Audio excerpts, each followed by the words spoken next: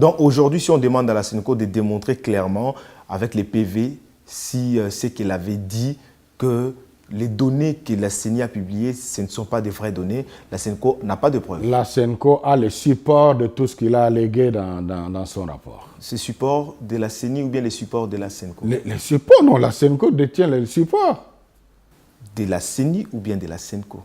Mais la Senco ne l'a pas inventé. La Senco, nous parlons de PV, non? Oui, les PV. Alors, ça a été affiché. Quand on fait une photo, ce n'est pas une preuve? Un des proches de Félix Tshisekedi, qui était son directeur de campagne, a déclaré quelque part que il avait vu la Senco et pour montrer combien ils avaient déjà gagné, et la Senco, vous les avez félicités. Écoutez, clarifions un peu cette histoire.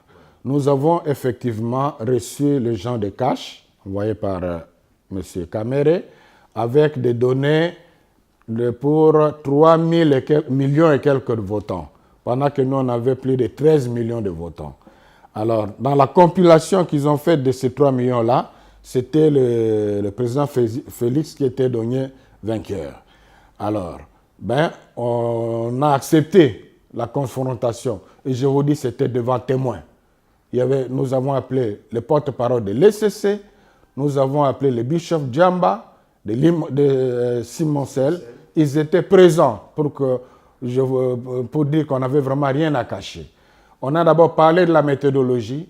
Ils ont accepté que leur méthodologie ne permettait pas de tirer une conclusion au niveau national parce que c'était des données brutes. Si vous amenez dans les 3 millions de voix, vous prenez les 2 millions, là où un candidat est largement vainqueur, c'est tout à fait normal. Donc à ce niveau-là, les choses étaient clarifiées. Le deuxième niveau de clarification, c'était vérifier maintenant la fiabilité de nos sources. Parce que nous avons procédé par des formules statistiques, c'est scientifique, mais si les sources sont erronées, les résultats de la Senco seraient aussi erronés. Alors nous devions maintenant prouver, nous, à cash, que nos données n'étaient pas erronées. Comme eux avaient 3 millions et que la mission de l'observation de la Senco avait 13 millions, ça signifie que la Senco était censée avoir aussi les données de cash dans ces données. Vous comprenez? Bon, c'est à cette vérification-là on est passé. On leur a dit, bon voilà, choisissez n'importe quel bureau de vos données. Il suffit de donner le numéro du bureau et on a projeté devant les témoins, comme je dis, pas. Donc tout ce qu'ils ont pris correspondait. Ça signifie quoi? Toutes leurs données étaient dans nos données. Ça signifie que nos données sont fiables. N'empêche, je les ai félicités. Je les ai félicités parce que ça a prouvé aussi que les données qu'ils ont amenées, ce n'étaient pas des données erronées. Mais c'est nous qui avons 70% et pas eux. Est-ce que c'est votre rôle d'avoir ces données? Mais pourquoi pas? On les a comme observateurs. Est-ce que c'est le rôle de l'observateur? C'est ça la question. Oui. Est-ce que l'observateur est limité à observer les déroulements, la forme et non les fonds?